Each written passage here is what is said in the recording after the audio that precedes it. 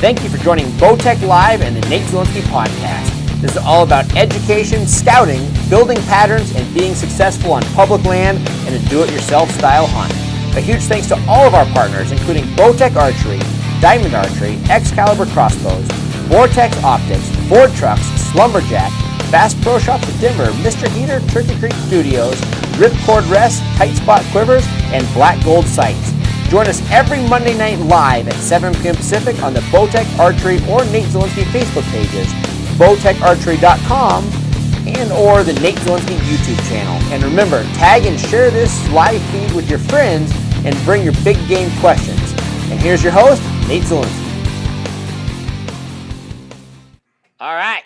Devin Menino, our producer, who is literally sitting behind 4 screens right now, just told us we're good. So, guys, welcome. I am Nate Zielinski. Thank you so much for joining me tonight, as we do every Monday night, 7 p.m. Pacific, 10 p.m. Eastern. If this is your first time watching, I really I welcome you, and I really appreciate you coming. Tag your friends, share your friends. Everything that we're doing, guys, is to hopefully build education and make everyone more successful when it comes time to get out there in the field. So, again, Nate Zielinski, welcoming you, and really appreciate you coming tonight. We have a lot of information, a lot of tips, a lot of updates, things like that. Spent a lot of time in the field lately, so a huge thanks to that. Also, guys, you might be watching on many different platforms.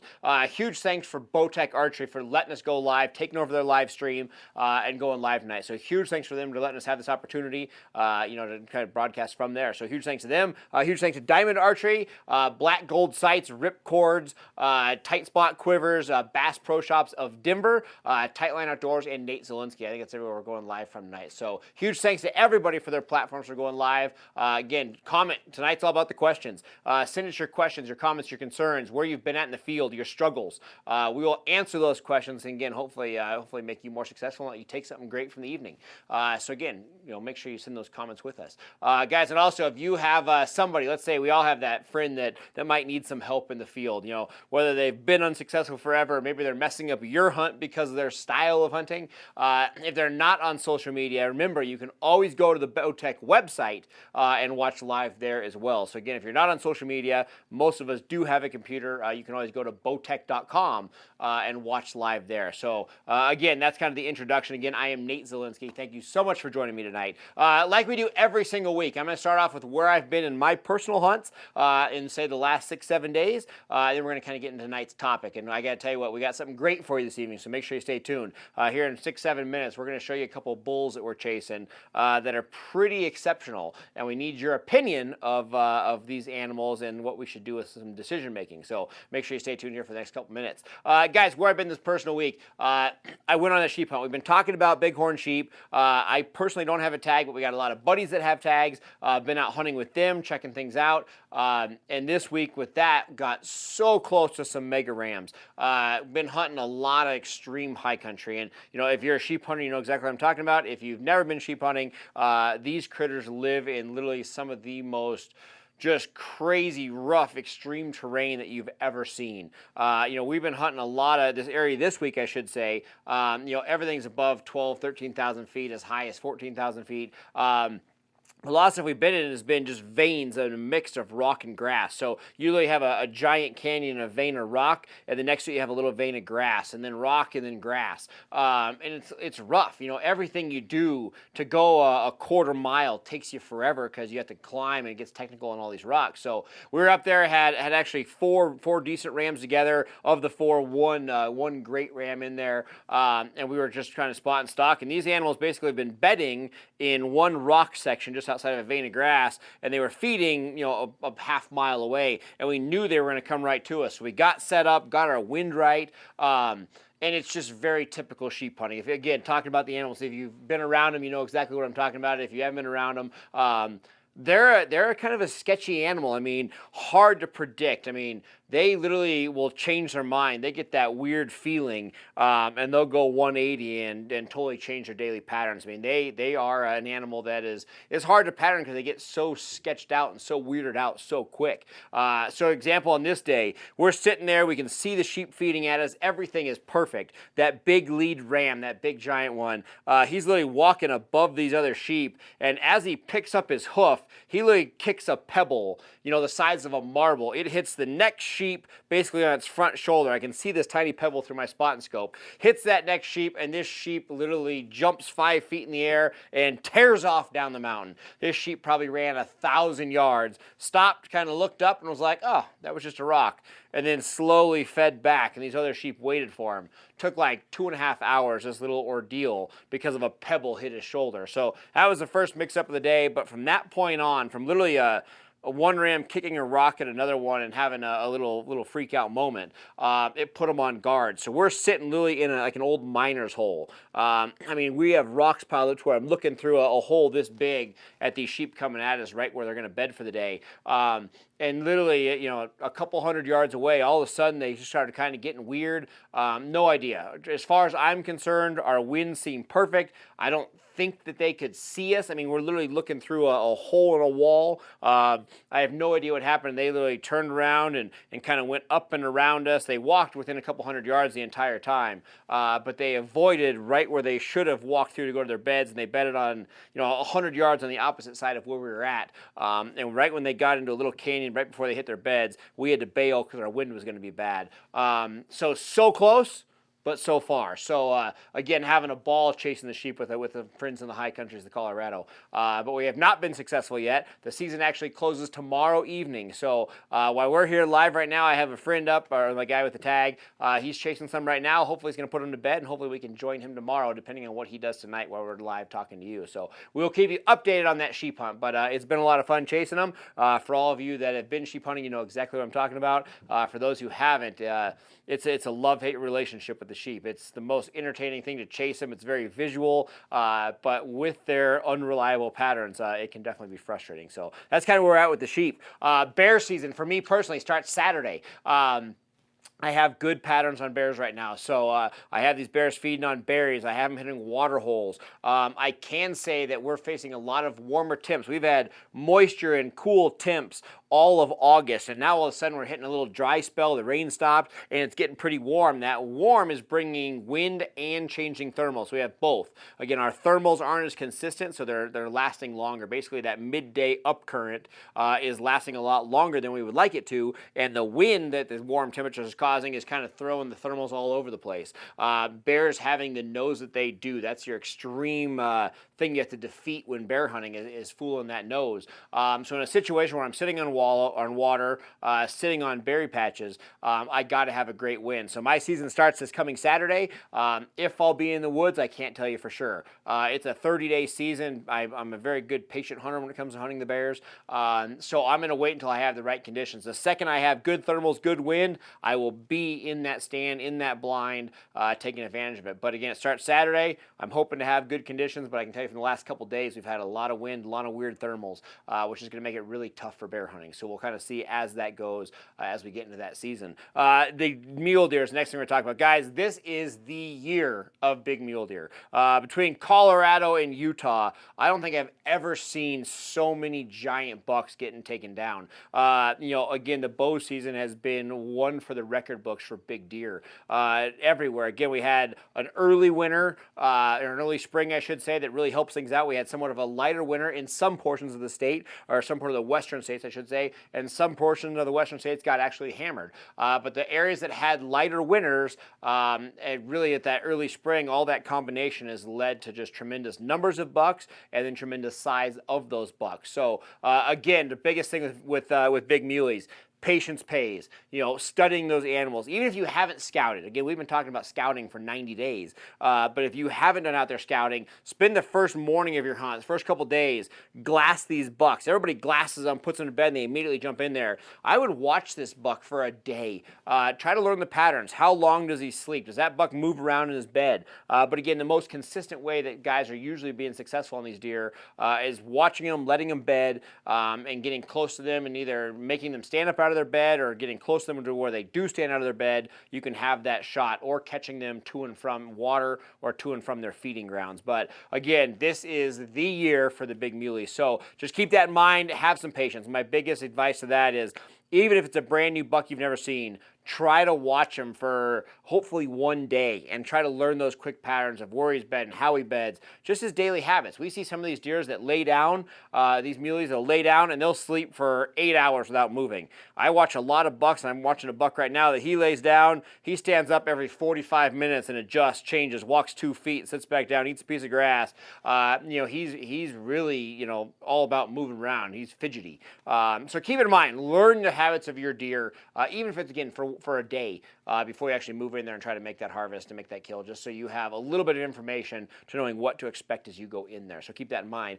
For most of the Rocky Mountain regions right now, we literally have probably a week left of velvet before it starts coming off, or before it gets to the point where you can't salvage it. Not that that's a big deal. For me personally, I don't care. Velvet, hardhorn, I love them both. But there's a lot of people that are all about the velvet buck. So again, you have some time, but not a lot of time. So keep that in mind. Try to get out there in the field. And the best of luck to all the mule deer hunters. It's been a banner year, and I'm sure it's going to continue. I can't wait to get a tag and actually get out there myself for the muley. So excited about that. Now, guys, the big thing that we're talking about, my passion in life is chasing big elk. The high country, the low country. If there's elk in it, I absolutely love chasing them. So I've been out. Opening season started for me personally, Saturday. Did not get out Saturday. I got out yesterday, which was Sunday. And we've been scouting for 60 days in a lot of areas, a little longer in some others. We've been watching a lot of bucks, building the patterns. The patterns have been exceptionally true. In the area that we're hunting personally, right now, we have a lot of bulls. A ton of bulls in the area. Everything from spikes to raghorns to semi-mature animals to absolutely extremely giant, mature animals. So really excited about that type thing going on there. So, but with that said, everybody's asking, who have I been with? I've been out by myself. I've been hunting with one of my best friends out there, who is actually the digital manager here at Bowtech. So guys, the digital strategy manager at Bowtech, a good friend of mine named Tim. He has the tag, and it's exciting. We really want to walk you through this hunt. So we're going to walk you through the animals that we're seeing, but you got to keep in mind, Tim's been hunting for quite a while right now. He's been elk hunting for going on 5 years, and I can tell you, he's had the very typical hunter success. A lot of time in the woods, not a lot of time scouting, a lot of semi-bad decisions. Sorry, Tim. But he's made some bad decisions, and he has not put a big bull on the ground. He hasn't put any bulls on the ground. So with him not putting any bulls on the ground, I teamed up with him this year. Again, we've been buddies for 15 years, and I said, hey, this is your year. It's time to get there, and let's get that animal on the ground. So with that said, I've joined up with him, so you really got to follow through these hunts. Make sure you watch all the live updates from the field, because I'll tell you what, this is a guy going from very little success on elk to join up with myself, who I spend a lot of time in the field, and we're literally going to walk you through the hunt of what he's been doing wrong, build up all the success, build up what the failures have been, hopefully change those, and be successful. But right now, guys, I want to talk to you personally. We've been watching a lot of bulls. We've seen a lot of bulls. And with that said, we narrowed it down to 2 bulls. And I want to talk to you of the decision making that we should be at hand. And guys, I'm getting a note right now. We're sorry if you're on Instagram, you will not see the photos. So as we kind of go forth with this, we're going to pan to some photos. So if you want to see the photos of these bulls, you're not going to see it on Instagram. Jump over to Facebook, go to Bowtech's Facebook page, Diamond Facebook page, or Nate Zielinski's Facebook page, or go to Bowtech Archery, and you'll see the photos of these bulls. So we're going to have some photos of these bulls here right now. So make sure you jump over if you want to see those. But right now, guys, I have 2 bulls that I'm watching. We have an absolute giant. We also have a freak. And I want your opinion right now.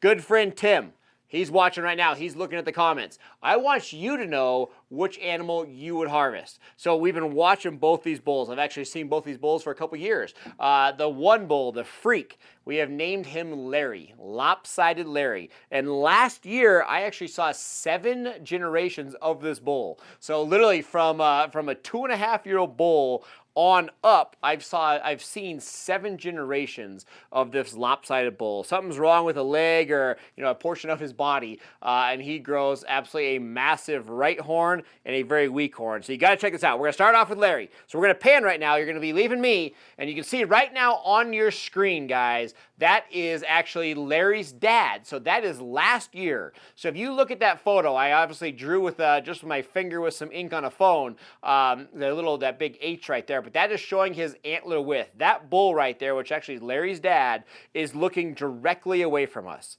So that bull is 100% butt towards us, head away, and you can see that giant 64-inch beam sticking off to the left of his head.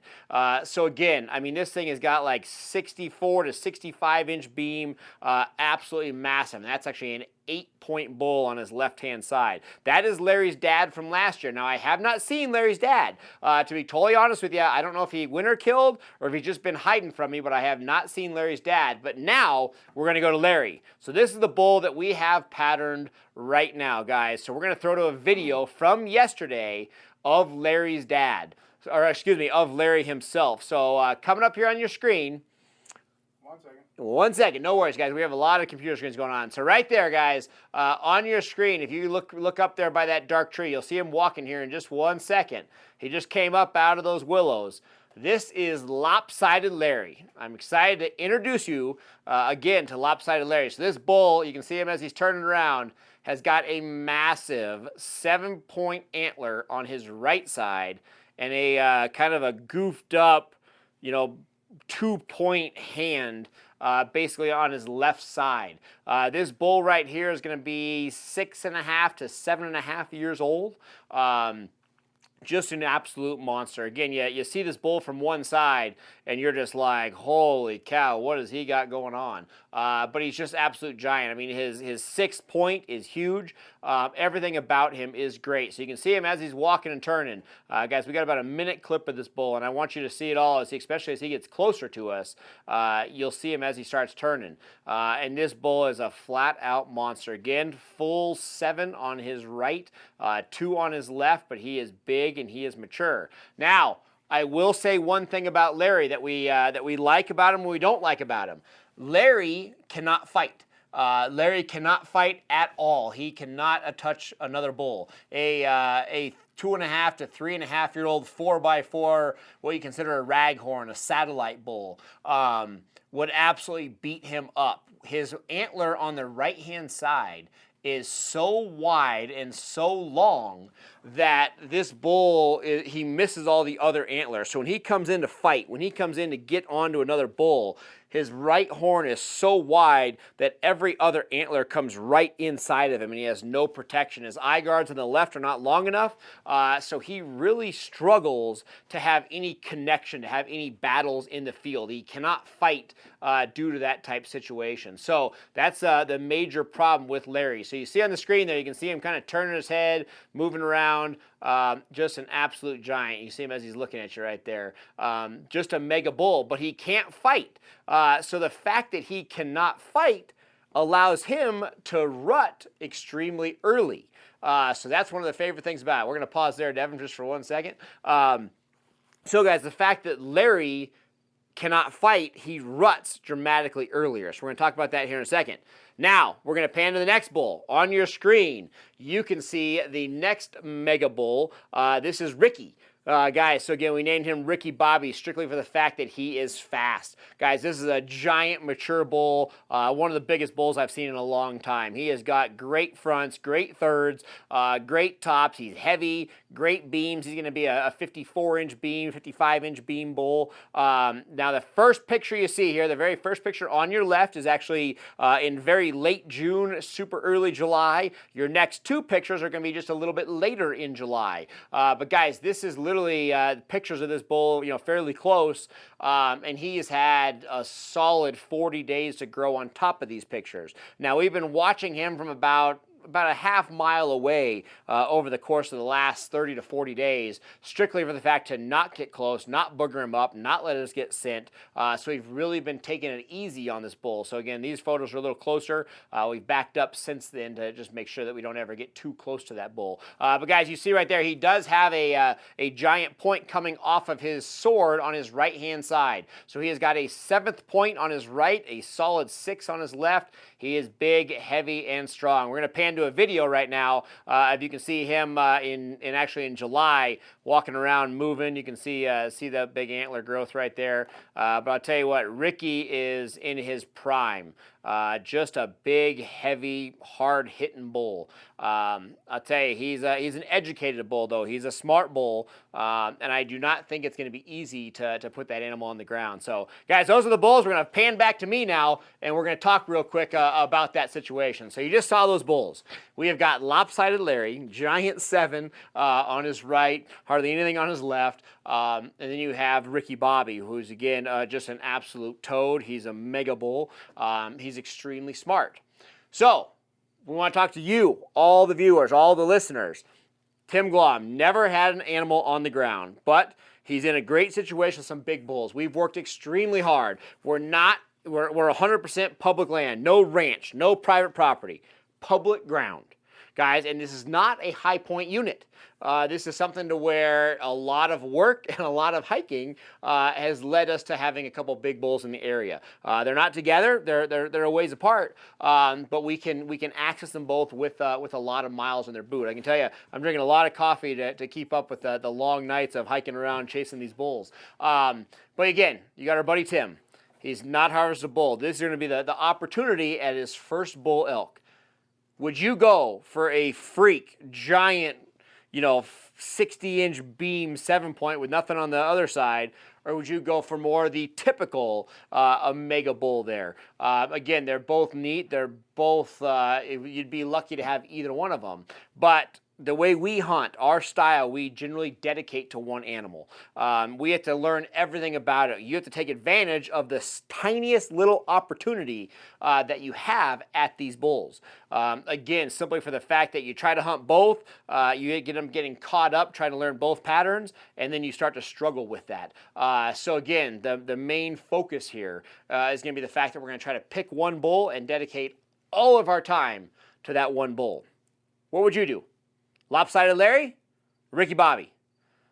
Tag it below. Hashtag Larry, hashtag Ricky. Guys, now I'm going to talk to you about both these bulls here before I jump onto the topics tonight.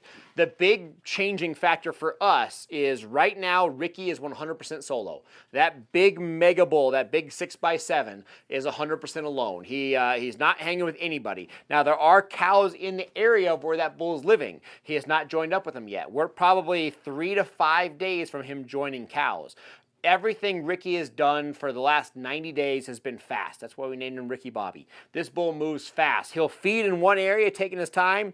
The second it gets light, he literally hightails it for his bed. He does not spend any time mingling around. A lot of bulls will get near the edge of timber. They'll kind of slow down, hang out, and then go in for the trees. This bull goes from feeding to ripping into the trees and bedding down. You have 18 minutes a morning to try to chase his bull. We're hoping once this bull gathers some cows, he slows his pace down a little bit. But no doubt a bull that size is going to gather a lot of cows, and that's the other thing that we're thinking about. So with Ricky, we have a bull that's smart, educated, loves hanging in the timber, and moves extremely fast. He's also going to gather a very big harem just with his maturity. So we're going to go from having a bull by himself to probably gathering a couple cows. A lot of the cows in this area are in groups of 3 to 4. So we're going to try to sneak in there if we chase this bull and take advantage of the second he starts gathering a harem. But again, that's that situation. Old, smart, and fast. On the other hand, you have Larry, Lopsided Larry. Since Larry cannot fight, like I just mentioned, he's got that giant beam on his right-hand side, but he cannot connect with another antler. So a bull like this comes into him. His other antler is so wide it sticks out to here, so anything that comes into him can get straight to his face. He has no chance to defend himself and no chance to fight. So with that said, he ruts early. So Larry right now is with about 18 cows, and he is running them ragged. I don't think any of these cows are ready to breed, but Larry definitely thinks so. He's bugling, he's chasing, he's licking his lips. He is literally losing his mind keeping these 18 cows together. And if you were looking from afar, you would say that that bull is 100% rutted up to the extreme. With that being said, that bull's going to be a lot easier to work. So it's a lot easier to get it on him. You can locate him because he's bugling. It's going to be easier to sneak up on him. It's going to be easier to call to him. So everything's a little easier with Larry, but It's the opportunity. Do you want the 7x2 or would you rather go for the big typical? Again, we try to dedicate our time. If we spend time with Larry, we might miss that opportunity when Ricky is trying to gather some cows. So again, long and short of it, I know that was a long time, but we want to know what you would do. You want to, should we chase Larry? Should we chase Ricky? You can't say both. Most of us are going to say I'd shoot whichever one's closer. I want to hear from you which one we should dedicate the time to. So guys, comment below. We'd love to hear that. Also ask your questions as we go forth through the night. Again, I want to hear your situation. Maybe you have a similar situation. Hey, I don't know which bull. It doesn't matter. Big, small. We don't care. Again, we chase these big bulls. We think it's fun. We love to pick an animal and go after it. And as far as we just got a question, are there other bulls like Larry in the area? Right now, I have not seen his family members. I can say that Larry always breeds first. His dad last year, the picture we showed first, his dad always bred first. So every year, the genetics of Larry always breed first. So yes, there is a lot of Larry type bulls, in the 50-mile radius region. I can tell you this year right now, I have not actually seen the other genetics of him. Last year I saw all 7, but in the past, I've always seen different age groups of them. Right now, so far this year, they're all hiding. Now, I can say that Larry, again, since he can't fight, he tends to be somewhat of a scaredy cat. He spends a lot of time in the timber. All the genetics of them do because they can't fight. So we're really used to seeing those genetics kind of hanging out. And we're seeing right now that a lot of people are going for Larry. So, again, that's great advice for us. We'll take that in mind. So, again, we have that opportunity at Larry, and then you have the opportunity at Ricky, and they're both big bulls. But since Larry is running first, it's a great opportunity. And that's going to bring us up to the first topic of the night, is talking about the elk rut itself. Because whether you have a bull like Larry that can't fight, and that's causing him to rut early, maybe you have a certain elevation, again, Wyoming, Colorado, Utah, New Mexico, wherever you're hunting. If you happen to have an area that might have cooler temps, maybe you had one good frost, a freak situation. You had good frost, killed some grass, and it might have put a couple cows into heat, or you might have a situation. If you have bulls rutting early, it's always a good thought to keep track of those bulls or to seek out those bulls, because a lot of times, like Larry, it might be easier to harvest a bull that is going into that rut stage just a little earlier than all the other animals out there. So we look for that. So we look for higher elevation that might be cooler. We look for situations of a bull that doesn't want to fight for whatever reason, that might rut earlier before other bulls are trying to fight with him. You have situations of maybe cows are going into heat just a little sooner. But in almost every area, you might have the situation of a small percentage of the bulls starting to rut earlier. And a lot of times as a hunter, I will seek out those situations. Obviously, we're in a unique situation here. We're trying to pick one of the two. But generally speaking, when I'm just hunting for fun, I'm not chasing a particular bull, I look for that. If I'm just going out on a hunt where I'm looking for a 2.5, 3.5-year-old bull, a lot of times I'm looking either for higher elevation, or I'm looking for a certain situation that might cause these bulls to rut earlier, that might bring my approach a little easier to get on these animals. So it's a thing like that I might seek out when we talk about pre-rut versus rut conditions. The big topic kind of we wanted to hit on was that patience, that persistence, and how those two things really pays off. So many hunters, and I talk about this, and we brought it up with Tim. Tim's been watching these bulls with me for 60 days. We went out yesterday morning. We hiked in the dark forever. We got on this bull for 18 minutes, and then he went back inside. And Tim's like, man, I wish we could get on that bull. I want to get that animal on the ground. And then we hunted last night, and same thing. We're sitting right outside of Ricky's bed. So Ricky's bedded up in the timber. We're 300 yards outside the bed. The wind is great, and we're just basically waiting for this animal to pop out. And in that type situation, we're sitting there. We're just like, man, is he going to come out? And Tim's like, it's got to happen. It's got to happen. I'm getting impatient. I'm like, impatient? We're 12 hours into our season, and you can't be impatient. I know we've been watching him for 60 days. But in that type of situation, you just got to be patient. And that's the thing that I think a lot of hunters face. We've been out of the woods for 11 months. All of a sudden, it's hunting season. You've been scouting. You're anxious. We get in the woods, and so many of us put so much of our energy, whether it's our overall time as a hunter away from work or away from the family. It's our energy as far as physical, hiking. We've done more hiking and more exercise than we've done in the last 11 months. But so many of us will give 100% of our energy in the first portion of the season. But all of a sudden, by the time the rut hits, by the time we're in that, early September, middle of September, a lot of us get burned out. And that's the one thing that I have to talk about, because patience and persistence always rewards you, always pays off and pays back. So you as the hunter, I always encourage that you always plan, whether that's plan financially, plan time off work, plan energy levels, workout, whatever. Always plan to hunt the entire season. I never tell myself, oh, I'm going to kill early. I'm going to get this thing done quick. I always plan to hunt the entire season. Again, I might not take off work for 30 days, but I might say, hey, I'm going to hunt the weekends and 1 day a week. But I always plan to hunt until the last day of the season. And again, that's how I mentally prepare myself. I train physically to make sure that I can hunt that whole season. I plan to have enough gas money. For a lot of us, that's what it is, to hunt that whole season. So again, I have to plan to hunt the entire time. So that way, when it doesn't happen in the first weekend, doesn't happen in the second weekend, that my mental game is still there. Hey, I got till the end. I got time. I mean, I can't tell you of all the tags I've punched in my life, how many of them have been on the last day, the last weekend. I mean, of the 6 big bulls I have mounted in my house, I can say that every one of them was in the last 20% of that season. Again, patience pays. A lot of times it does happen early, but a lot of times it does not. But you, the hunter, have to plan mentally, physically. Are you able to hunt the whole season? Plan on hunting the whole season. It's going to keep your head in the game. It's going to keep you ready, and it's going to lead to being more successful. So again, that's kind of the main topic as we talk about pre-rut and rut conditions. Now, people are asking, when's the last time we saw these bulls? I saw both of these bulls yesterday. Again, one of the bulls was very close. Ricky was very close to me. And then I saw Larry from a million miles away through a spotting scope. He was a speck. But I know who he is. I know what he was doing. Larry is bugling. Ricky is not. So Larry is talking away, and Ricky does not say a word. Ricky turns his head and runs to the hills. Other bulls in the area are running. I have a lot of younger bulls. I have a lot of 2.5 to 4.5 year old bulls that are talking. Again, I had a lot of cows talking. We've had a lot of those younger bulls talking. I've actually had a couple of big bulls actually talking as well. Most of the talking has been slightly lower elevation. A lot of these younger bulls have been in the 7,000 foot area, and they seem to be talking quite a bit. So again, it's those type situations that it's situational to situational. But I have heard bulls bugling. I've had a couple bulls respond to calls. I've had a couple bulls that I felt if I wanted to call them in, I could have.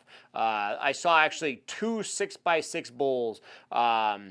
This is going to be on Friday, so before the season started. I saw 2 6x6 bulls amongst a group of bachelor bulls.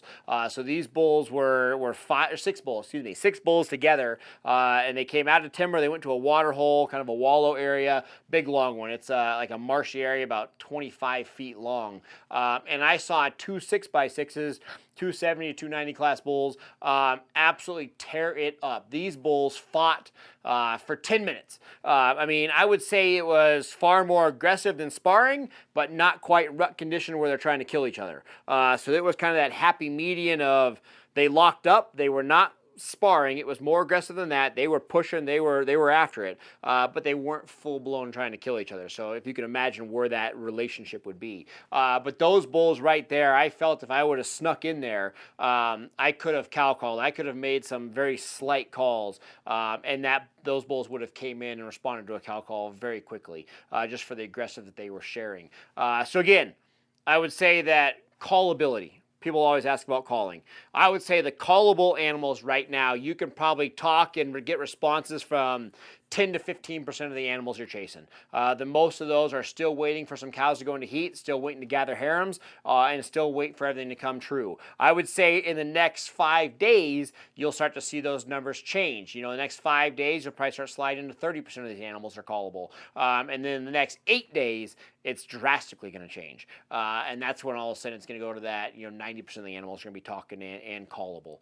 So again, keep that in mind. The big thing we also judge in high pressured areas, areas that are getting a lot of hunting pressure, near roads, near highways. A lot of that rut's going to take place at night. This is one of the biggest topics that we had last year. Last year, I was doing some radio shows. In the Denver area, we host a radio show. We had so many questions and calls of everybody saying the rut is not happening. The animals are not bugling. When in fact, if you would have gone out there at 2 a.m., 3 a.m., the bulls were screaming. They were rutting. They're breeding cows. And it just happened at night because of the pressure. All of a sudden, a half hour before daylight hits, and they shut up, and they calm down, they quiet down. So by the average hunter getting out there 15 minutes before light, hiking in, they're like, I've never heard a bull bugle. They did not bugle. They did not rut, when really it's going to be a night activity. So I always say keep that in mind. If you're in an area that's high pressure, a lot of times these bulls will still come into a call. They're just not going to respond to the call. So again, I had situations last year where I was hunting extremely pressured areas. I would go out in the middle of the night. I'd hear them bugling. I knew they were in the area. I'd pinpoint the animals. I'd go in during the day. I would do more cow calling than anything, but these bulls would come in silent. So again, I could set up, get ready, have the confidence. I would cow call, and sure enough, silent, totally silent. These bulls would come in. The average guy was not set up. They would call, but they wouldn't be set up, and they'd always get busted and the animals would run away. So in a high pressure area, I do a lot of scouting at night. Get out there early and just listen. Hike in, just sit on top of the ridge. Chill out, take a nap, and you'll hear these animals, bugling and carrying on. The rut's taking place. They just might not be talking during the day, so you have to do a lot of silent sets as far as your calling goes, and it does work. Give yourself patience. Give the animals 20, 30 minutes to come in, and a lot of times you'll be rewarded with success in that type situation. So again, kind of keep that in mind. Just again, I talk about that because so many people I talk to, last year and every couple years you get a warm year, everybody's like, they did not rut. To everybody out last year that may be watching right now, it's like they did not rut. How many calves are in your area? I know that I hunted an area last year that I would say the rut did not happen if I was the average hunter. If I didn't go out at night, I wouldn't have heard bugling. I wouldn't have physically watched bulls breeding cows. If I just hunted the normal, 20 minutes before light, hunted during that morning, I would say the rut didn't happen. But yet in that area, every single cow has a calf. Most areas, all the animals have calves. The rut happened. A lot of times it just happens at night and we miss it. So again, just keep that in mind. It's going to help you out. I got a couple questions. Are these bulls are they bedding in the same area every day? Right now, Larry is moving around a lot with his cows. So Larry is moving around in his bedding area quite a bit because he's chasing cows so hard. So he is moving a little bit. He's in the general area, but I'd say he's not bedding in the exact same beds every day. Ricky has 2 bed points. They are roughly about 3/4 of a mile apart. He uses one bedding area, I would say 70% of the time. He uses the other bedding area about 30% of the time. So he's bedding in the same area 70% versus about 30%. So that's the type of situation that we have in pattern pretty much early in the morning when he leaves his feeding ground and starts heading to bed. You can pretty quickly decide where he's heading. He is also drinking just outside of his bedding zone, but very, very close. Close enough to where I'm afraid to set up on that water because it's so close to his beds that I think he would bust us if we had a wind change. So again, for Ricky at least, hunting water is very hard because he beds so close to that water. I got other questions. How do we call during pre-rut? So again, we're talking pre-rut conditions versus rut conditions. For me personally, I don't do much calling during the pre-rut, but I try to stay with these animals as much as possible. My favorite time to work bulls, small bulls to big bulls, is the second they decide they want cows. So you watch a big bull and he's hanging out doing his thing, he's solo, and even if it's in a bachelor group, you have younger bulls, you have 6 bulls together, but they'll be hanging out doing their thing, and all of a sudden one day will hit where they're going to say, you know what, I think those cows are going to heat, I'm starting to smell stuff, it's time to get on these cows. So from the day they want cows to generally 3 to 5 days later when they have a small harem or some cows with them. Again, we say it's a 3 to 5 day period as they really kind of gather that establishment of other animals. That's the time I love to work these bulls. Once they have a big harem, all of a sudden you have a lot of eyes, you have a lot of noses, and more importantly, you have a bull that now has something.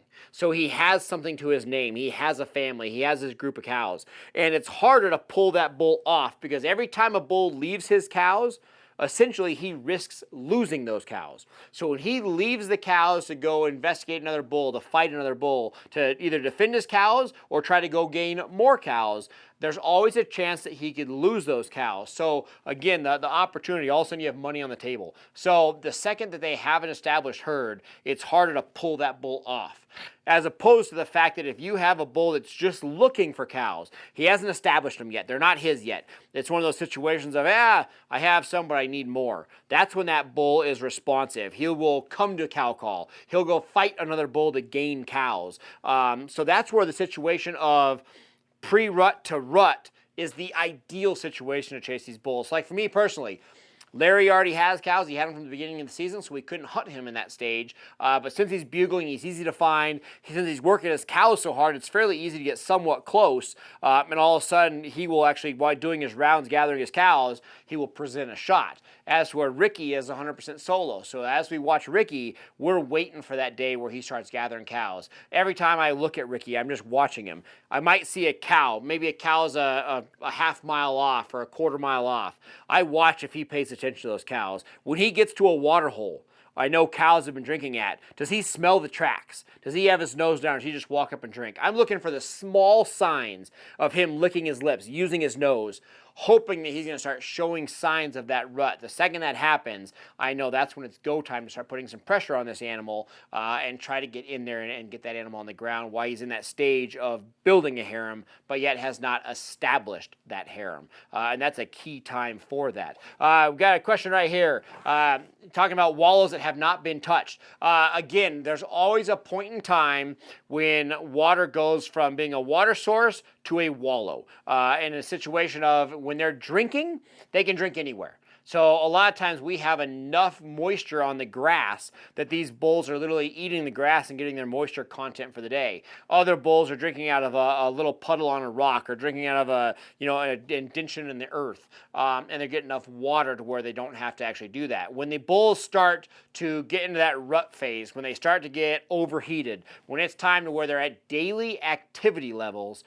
increase. The second the daily activity levels increase is when all of a sudden they start to overheat. Their body gets warm. When they start sweating more and they start putting off that overall scent of the rut, they're going to start getting more flies, more mosquitoes. So everything leads to wallowing. They roll around in the wallows. They pee in it. They want to add scent. So they're building up that testosterone, that smell of I'm a man. So they're rolling around for that. They're rolling around to put mud on their overall body to cool them down as they're overall rutting throughout the course of the day and increasing that daily activity. They're also keeping flies and mosquitoes off. So they hit wallows for a variety of reasons. But again, if you're on a wallow and it's untouched, you're probably just a couple days away from that rut activity happening, or there's not animals in the area. But more than likely, it's more that situation of these animals, generally speaking, are just not quite into it.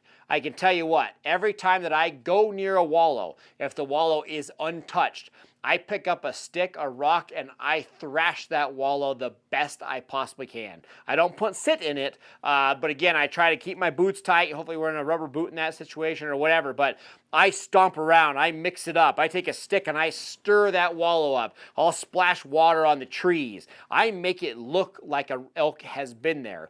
Just for the fact that as bulls come in, all of a sudden they see a thrashed wallow, and all of a sudden, literally, it's a mental game. I can't tell you how many times I talk about this. People are like, no way. It makes a difference. I've seen bulls that will come up and drink. They might drink twice a day. So literally on today, Monday, they'll come up, drink twice a day. I'll go thrash it tonight, and the next morning they come in and drink, and all of a sudden they see it's trash. There's mud everywhere, and all of a sudden they just drop that front shoulder in it. They lay in it one time. The next day, they're rolling around and using it completely. So again, if I come across a wallow that's untouched, I always do my best to thrash it up, mess it up, get it stinky, get it to where they smell that wallow from a ways away. And again, all of a sudden, that can make that difference of trying to get those animals to start hitting and utilizing that wallow area. But again, if you're on a wallow, again, give it some time. More than likely, the animals are just right in that pre-rut. Next couple days, they'll probably turn on, they'll start utilizing it as a rut. But again, you have water and a wallow. So again, you have a water source, 100% drinkable, and a wallow, which is drinkable as well as cooling off, rolling around. So again, kind of keep those questions or those thoughts in mind when using those water sources. But again, wallows are a great opportunity for you. But again, pre-rut, animals are solo doing their thing. rut conditions are full-blown established.